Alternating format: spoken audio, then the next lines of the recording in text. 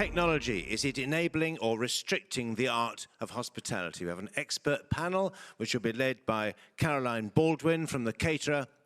So I will leave Caroline to introduce her panel to you. Please welcome them all, ladies and gentlemen. Hello, everybody. Lovely to see so many people here today. Yes, I'm Caroline from The Caterer magazine, and I'm delighted to be hosting this afternoon's panel, looking at whether technology is enabling or restricting the art of hospitality. I've personally been writing about technology for over a decade. I've watched how various industries, such as government and retail, have developed technologies to enhance their business objectives. So when I started at The Caterer exactly 3 years ago today, actually, writing about hospitality more recently has been so interesting for me, because looking at it with that technology lens, it's an industry like no other. It really requires that human touch. And when you see businesses both embracing technology while also being a bit wary of it at the same time, it's quite an interesting one to write about. So we're going to talk a little bit about that over the next 25 minutes. Keith, if you will have a bit of a roaming mic, we'll get Peter running about again in a little bit. So if you've got some questions, do ask those later on. But I just want to start by introducing my panel. So I've got Wesley from Barclaycard Payments, Danica from Shiji, and I've got Stephen from Ruckus Networks at the end. So potentially, could you guys start by just introducing yourselves and why this topic? Why are you here on stage today? Steve?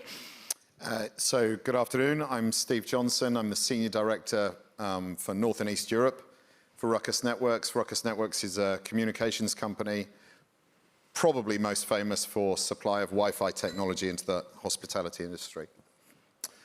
Why am I so interested in this topic? Well, I work in the technology industry, so it's clearly pretty dear to my heart.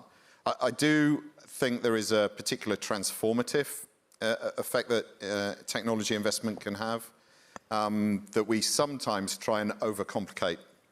And the bottom line is that most technology investments should be able to solve most problems, many problems, if they're done well, and give you the opportunity to take advantage of opportunities if they're done well.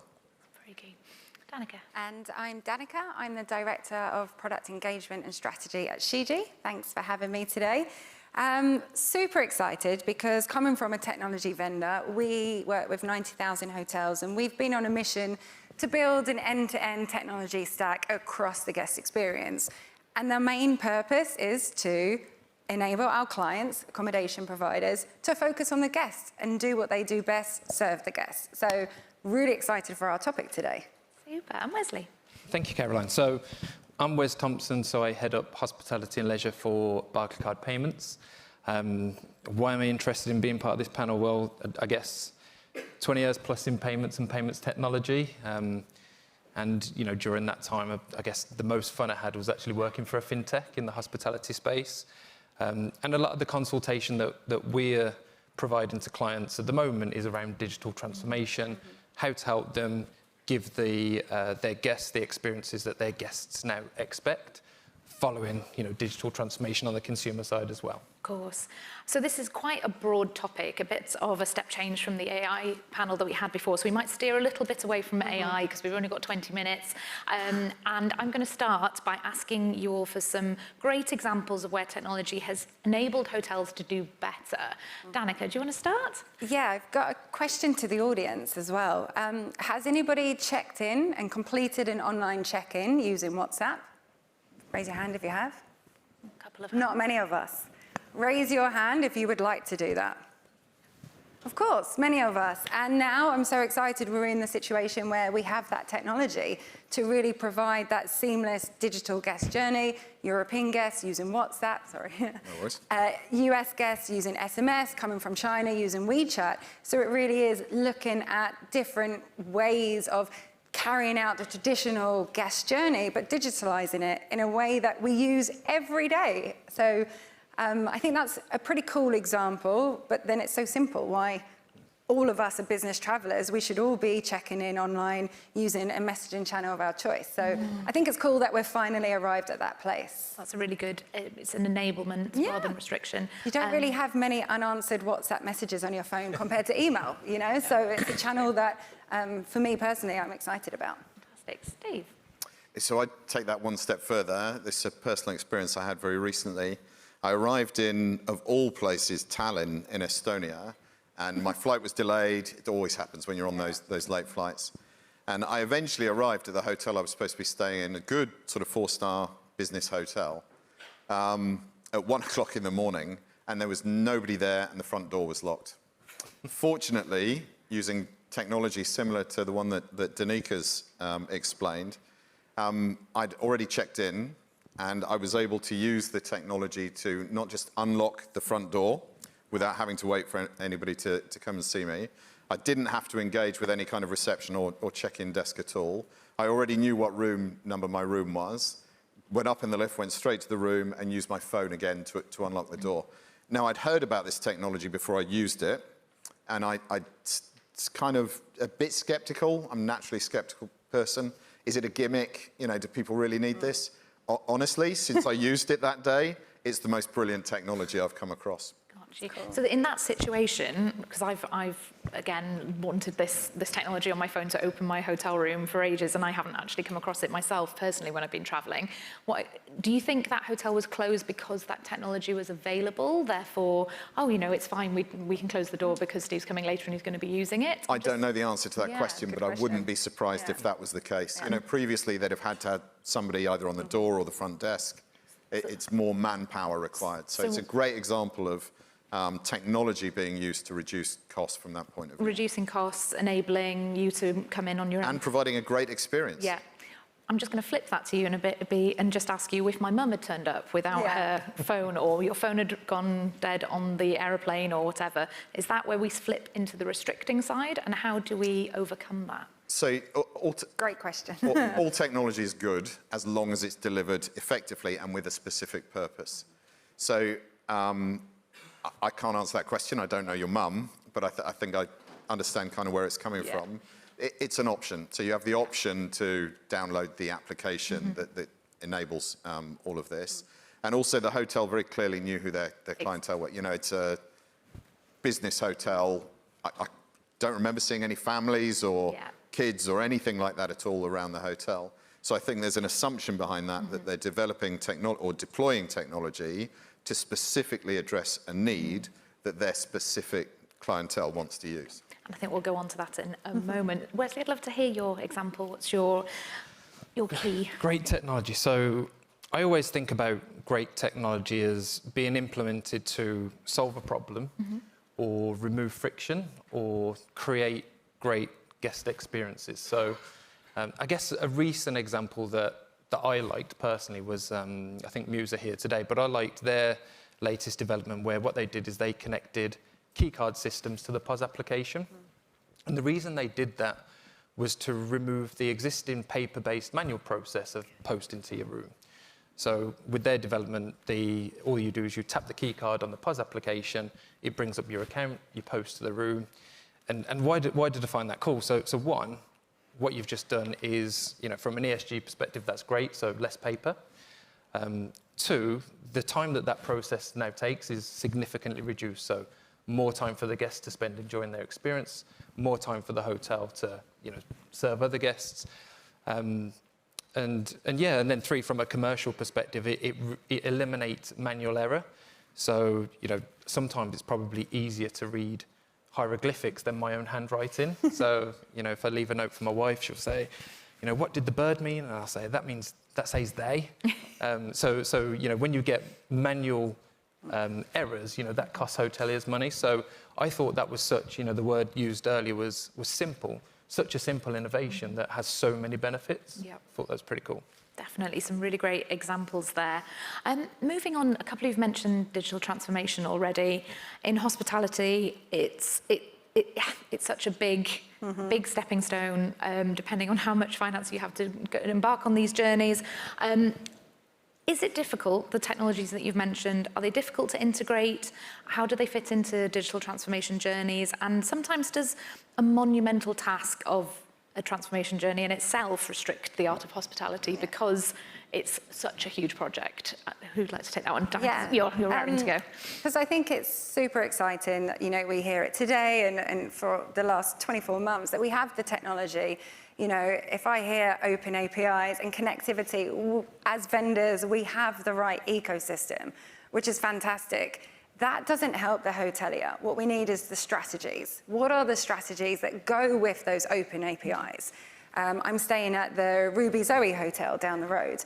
And it's super cool that, you know, I check in online, gives me the opportunity when I arrive to opt out of housekeeping in exchange for a free drink. I'm in, obviously.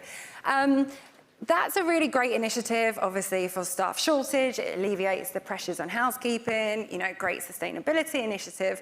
But strategically, how does that sit? You know, what sits? The flow of that data, the flow of that SOP, what sits in the PMS, what's triggered to housekeeping, what device does the housekeeper use, what happens when he or she quits, or, you know, so that's, I think, the challenge of really technology, and does it hinder or advance the guest experience? It's no longer about the technology, it's how we implement it, you know, and how we really make sure it's efficient to enhance the guest experience. And it's really difficult when we're doing a lot of innovation, those answers aren't there in the industry. You know, going back to WhatsApp, the next question is, well, what time do we send the WhatsApp message to get the best conversion? Nobody knows. So I think it's the strategic side that we all need to catch up with and support the industry in order to really nail the technological advancements that we have. Yeah, so I think when I think about digital transformation, how difficult is it? I mean, technology, great technology these days is built in a modular way that it's easy to integrate. And where I see most friction is where there isn't collaboration between the technology partners. So encouraging collaboration amongst your technology partners can make digital transformation much easier. Yeah, so you know, your technology partner should have a shared objective of making your business more successful. And I feel like we're seeing more of that than we were 10 years ago, right? There is much more collaboration within the industry, within that. Steve, what about yourself? You see? Yeah, I mean, I think the trends that we see, I mean, what it comes down to, again, if you boil it down to the simple common denominators, or the lowest common denominator is, does the hotel want to own the technology? Or the hotel chain want to own the technology? Or do they want to deploy the services that the technology provides? And typically the trend that we see is that the larger the chain, particularly the large internationals, very much want to own the technology because they see the advantage of the data and so on. But because they see the advantage of that and what they can do with the data, particularly in and around things like loyalty, they're willing to invest a great deal to own and manage the technology themselves. There are other hospitality environments where you just want to be a hotelier, you just want to provide a great experience and a great service for your guests. You don't want to employ a big IT staff and be constantly running around. So, I mean, there's a large suite of systems integrators that specialize in complete solutions for hospitality environments. And, you know, they are there to fill that gap in terms of making the complex simple for that kind of environment. And you touched on data and customer loyalty. I'd love, again, watching the clock dramatically go down and going all over the place with the topic, but the customer loyalty, that's what it comes down to at the end of the day, trying to get repeat visits, trying to make that customer guest journey as great as possible and for them to come back or rave about you to their friends. And in retail, it's so common to whip out your Tesco or your Boots card, and we're seeing that increasing, ramping up with retailers today, even more so. Hospitality, there's so much more choice, you know, and what the gentleman before from Agilicis was saying, he doesn't have a second stay in the UK. It's very common. You want to try out all these different places.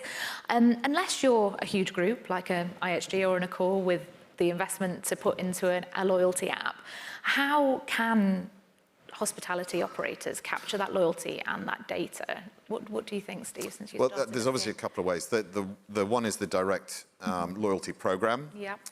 Typically, it needs to provide value in return. I don't think it's particularly successful when it's a stick rather than a carrot. But when the carrot is there, certainly I'm a member of, I traveled quite a lot around Europe, and I'm a member of a couple of loyalty programs that I feel provide me value in return.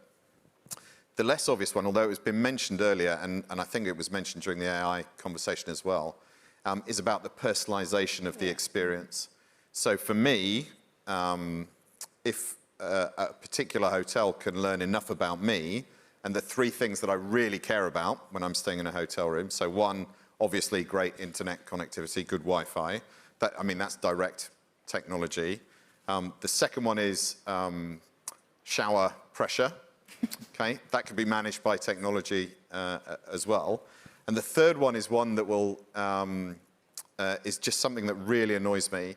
Is sometimes key cards get magnetized and don't work. One that would absolutely bring me back to the same hotel is there's technology available now to allow you to phone reception and actually have your key card recharged at the door as well. Now, that doesn't happen every stay, is good news. But if I were to stay in a hotel that had that technology, then it would be my hotel. If the hotel learns that those are the three things that fit me, they'll capture my business every time I go back to the area in the future. Interesting. What's your take on customer loyalty? It's just so overwhelming, I think, for hoteliers. I'm an ex-hotel marketing background, and, talking about guest preferences, interestingly enough, one of my top drivers for a hotel is breakfast and the number of coat hangers they have in the rooms.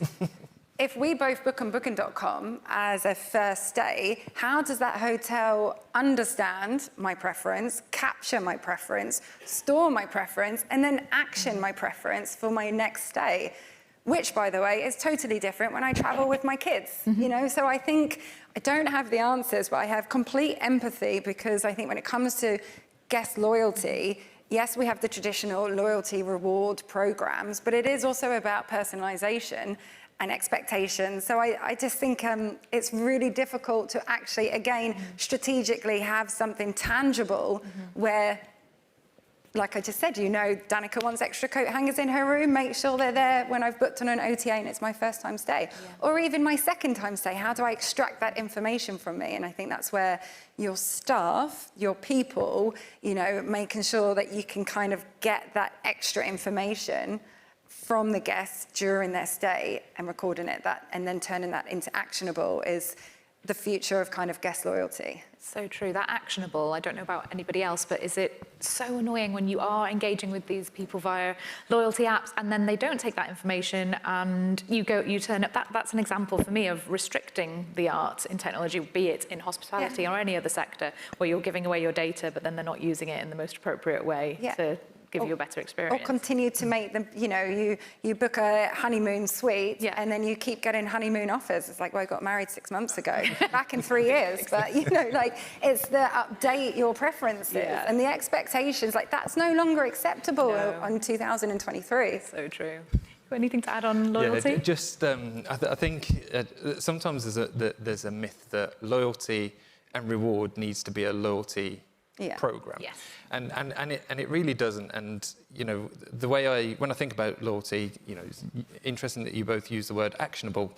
It's actionable insight. So if I answer that question from a payments perspective, with the right payments technology integrated into your other systems, you can gain that actionable insight data that originally can be anonymized. So you could see a profile of me, if that technology is implemented across your entire estate, multiple brands, multiple locations, you can see me, Wesley Thompson, how often I stay, what I prefer to drink in the bar, what I choose to eat. Do I visit your other hotels? Do I visit your other hotels in different countries? And that insight will be there and it'd be anonymized. And then if I decide that I want to feel rewarded, which, who doesn't, right? Then I might ask for that information to be used in a way to create personalized experiences for me, so that the next time I check in, that they remember me when I tap my card and, there's a Peroni waiting for me whilst I check in.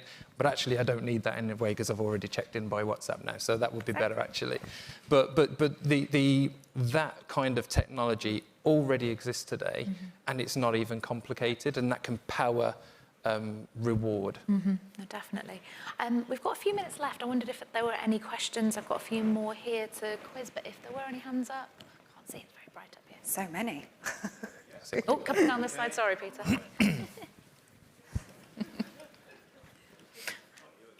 He's getting faster. Off he goes. Thank you. Eloise from Boutique Hotel News. There was a great question earlier about Airbnb acquiring a new AI platform. For the tech landscape to stay competitive, do you think we'll see more M&A and consolidation, or will we see new products launched? And how should hoteliers navigate the various platforms and products and tools that are now in the market? Great Would like to question. take that one. I don't mind taking it. I think that is that's a great question, and it plays to what I said earlier about great technology is built in a modular way that's easy for it all to integrate. And sometimes where I see decisions that aren't always made for the benefit of the merchant is where technology providers want to do everything themselves, whereas actually if they partner more with certain modules or features that make that hotel more effective, more efficient, get more customers, I think that's better for the hospitality sector as opposed to market consolidation of great technology that want to do more for your hotel. I think that's counter to benefit for hospitality merchants personally. Yeah. And I think it's to add to that as well. I think it's going to be key in terms of recruitment. Somebody mentioned this morning, for anybody young in the room, go and travel. But when you look around, there's no 20-year-olds in the room.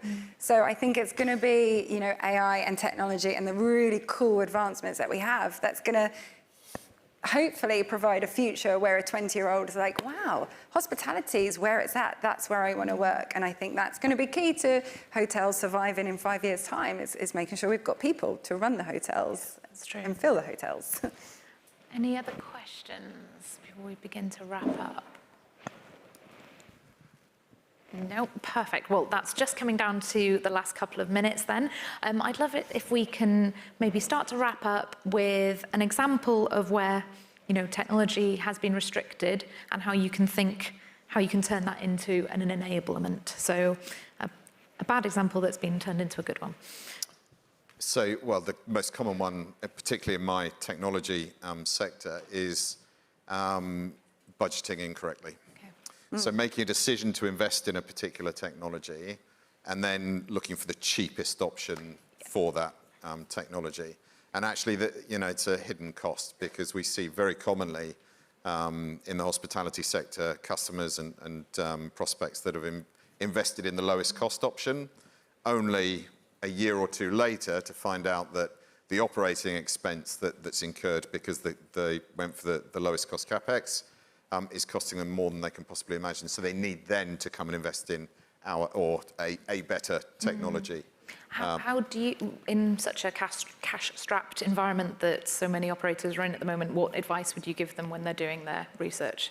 So, again, simple things. Why are you investing? Yeah. So what's the goal at the end of the goal?